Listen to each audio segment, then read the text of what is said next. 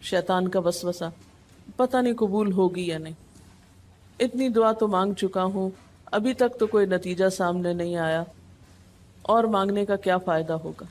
کیا واقعی دعا مانگتے ہوئے یہ وسوسہ نہیں آتا سب کو؟ یا یہ مایوسی کی کیفیت نہیں آتی؟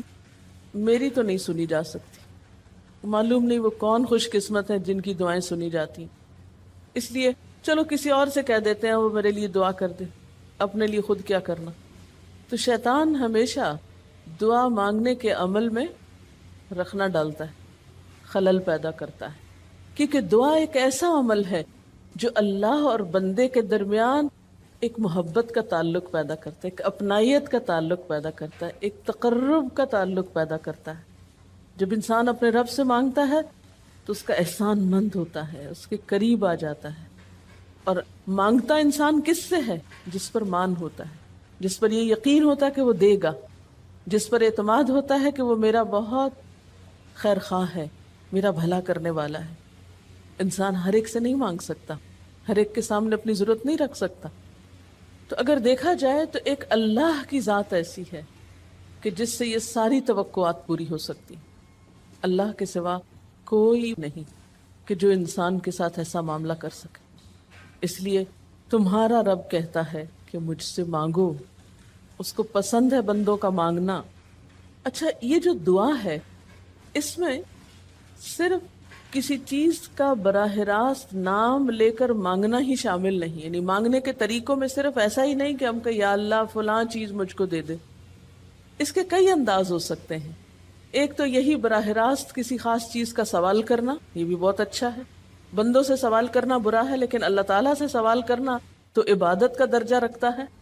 یعنی کتنا پیار آتا ہے نا اللہ تعالیٰ پہ کہ ضرورت ہماری ہے اور ہمارے اس مانگنے کے عمل کو بھی عبادت کہہ رہے ہیں، کیونکہ ایک تعلق ہے نا، وہ وقت اس کی یاد میں گزرتا ہے، اس کی طرف متوجہ ہو کر گزرتا ہے، اس لیے وہ وقت بھی عبادت بن جاتا ہے، وہ عمل بھی عبادت ہو جاتا ہے۔ تو ایک تو یہ کہ جیسے ہم سوال کرتے ہیں اللہم انی اسألک کہہ کے دعا مانگتے ہیں، یہ جتنی مسنون دعا میں آپ نے دیکھا ہوگا اسألک برابر سوال کا لفظ ہے۔ لیکن کچھ دعائیں ایسی ہوتی ہیں جس میں سوال نہیں کیا جاتا، صرف اللہ تعالیٰ کی حمد و ثنا کر دی جاتی، جیسے حضرت ایوب علیہ السلام نے کہا تھا انی مسنی الضر وانت ارحم الراحمین۔ یہ بھی دعا کا ایک انداز ہے، مانگا کچھ بھی نہیں، بس اپنی تکلیف کا اظہار کر دیا اور اللہ تعالیٰ کی حمد و ثنا کر دی، مجھے تکلیف پہنچی ہے اور آپ سب سے بڑھ کے رحم فرمانے والے۔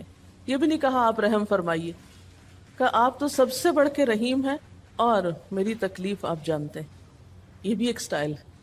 اسی طرح کوئی ذکر کر دینا، مثلا استغفار پڑھنا۔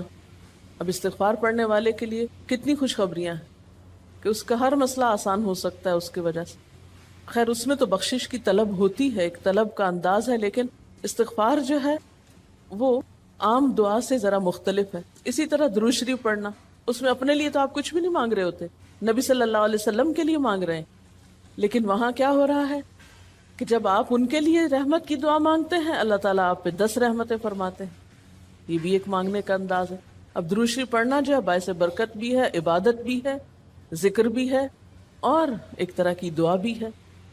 اسی طرح بعض اذکار کے آپ نے کتنے فائدے دیکھیں، صبح شام کی دعاؤں میں آپ دیکھیے آپ پڑھتے ہیں بسم اللہ الذی لا یضر مع اسمہ شیء فی الارض ولا فی السماء وہو السمیع العلیم۔ یہ صرف ذکر ہے، اس میں آپ مانگ تو کچھ نہیں رہے، لیکن کتنی فضیلت ہے اس کی کہ جو شخص یہ دعا پڑھے گا اس کو کوئی چیز نقصان نہیں دے گی۔ اس میں آپ یہ نہیں کہہ رہے کہ یا اللہ میں تجھ سے سوال کرتا ہوں کہ ہر نقصان دہ چیز کو مجھ سے دور کر دے، نہیں۔ پھر اسی طرح اللہ تعالیٰ کی حمد و ثنا کے جو کلمات ہیں، مثلا لا الہ الا اللہ وحدہ لا شریک لہ لہ الملک ولہ الحمد وہو علی کل شیء قدیر۔ عرفات کی حدیث میں آتا ہے کہ آپ نے فرمایا کہ عرفات میں میری دعا اور مجھ سے پہلے انبیاء کی دعا یہ کلمہ ہے، لا الہ الا اللہ۔ اب اگر دیکھا جائے تو اس میں تو کوئی دعا کی بات نہیں، یہ تو صرف اللہ کا ذکر ہے۔ تو یہ بھی مانگنے کا ایک طریقہ، آپ مانگے کچھ نہیں، بس صرف ذکر کرتے رہیں اس کا بیٹھ کے۔ اسی طرح آپ دیکھتے ہیں کہ طواف کے دوران آپ کیا پڑھتے تھے، سبحان اللہ والحمد للہ ولا الہ الا اللہ واللہ اکبر۔ اب یہ دعا تو نہیں، یہ تو ذکر ہے اللہ کا۔ تو اللہ تعالیٰ کا ذکر کرنا، اس کی کتاب کی تلاوت کرنا، اس کو پڑھنا، علم حاصل کرنا، یہ ایسے اعمال ہیں کہ جن میں مشغول ہو کر انسان کے لیے کائنات کی ہر چیز دعائیں کرنے لگتی، طالب علم کے لیے بہت سی مخلوق دعائیں کرتی. آپ مشغول ہو گئے کسی اور کام میں، خدمت خلق میں یا علم حاصل کرنے میں، اور اللہ تعالیٰ کی مخلوق شروع ہو گئی آپ کے لیے دعائیں کرنا. عرش والے فرشتے آپ کے لیے دعائیں کرنے لگتے ہیں اگر آپ ایمان لا کر اچھے کام شروع کر دیں. تو اللہ سے مانگنے کے مختلف انداز ہیں، ڈائریکٹ مانگنا بھی اور مختلف عبادات کرنا بھی. اسی طرح وَاسْتَعِینُوا بِالصَّبْرِ وَالصَّلَاةِ، مدد مانگو صبر اور نماز سے.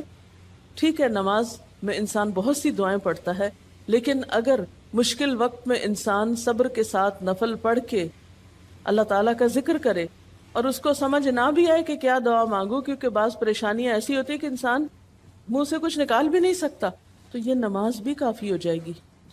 وَقَالَ رَبُّكُمُ ادْعُونِي، اور تمہارا رب کہتا ہے مجھے پکارو. اور پکارنے کے کئی انداز ہیں. دل ہی دل میں پکارنا بھی آتا ہے، چپ کے پکارنا بھی آتا ہے، اونچی آواز سے پکارنا بھی آتا ہے، اکیلے پکارنا بھی آتا ہے، سب کے ساتھ مل کے دعا کرنا بھی آتا ہے. کوئی دعا مانگ رہا ہو تو آمین کہنے سے بھی بات بن جاتی.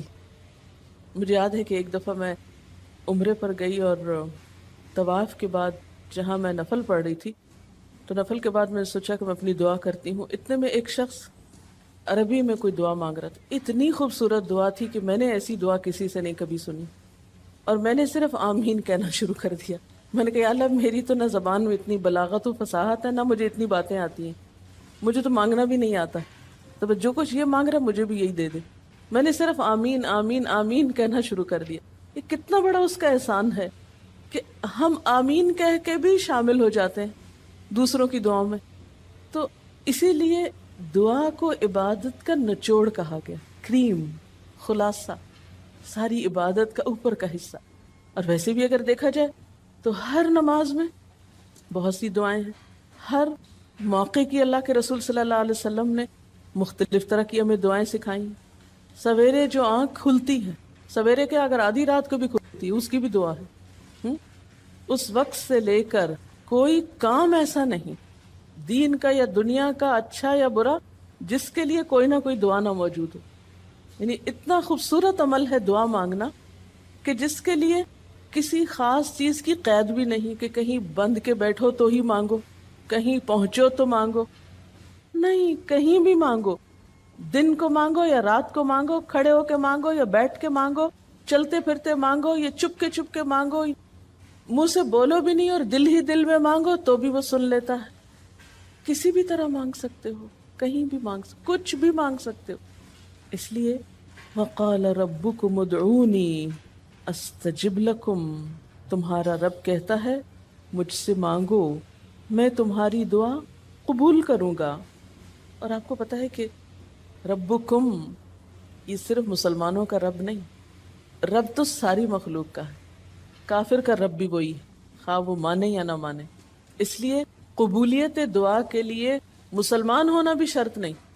اگر کوئی کافر بھی اللہ کو پکارتا ہے، اپنے رب کو پکارتا ہے، تو وہ اس کی بھی سنتا ہے. اور خصوصاً اگر وہ مظلوم ہو، کسی نے اس پہ ظلم کیا ہو، تو وہ فریاد فوراً اوپر پہنچتی ہے، خواہ وہ مسلمان نہ بھی ہو. اس لیے یہ جو دعائیں ہیں یہ آپ سب کو بتا سکتے ہیں، مسلم نان مسلم سب کو سکھا سکتے ہیں، تاکہ وہ اپنے رب کو پکارے اور رب ان کو ہدایت دے. اور پھر آپ دیکھیں گے کہ دعا کے ذریعے جو اللہ تعالیٰ پر اعتماد بیٹھتا ہے، اور اگر وہ خصوصاً یہ کہ جلدی قبول ہو جائے، تو اس وقت جو ایک خصوصی شکر کی کیفیت آتی ہے. لیکن یہ کہ مایوس نہیں ہونا. بات میں یہ کر رہی تھی کہ اس کے لیے کوئی شرط نہیں کہ کوئی شخص بہت نیک مسلمان ہو یا بہت اچھا مسلمان ہو، وہ تو گناہ گاروں کی بھی سنتا ہے.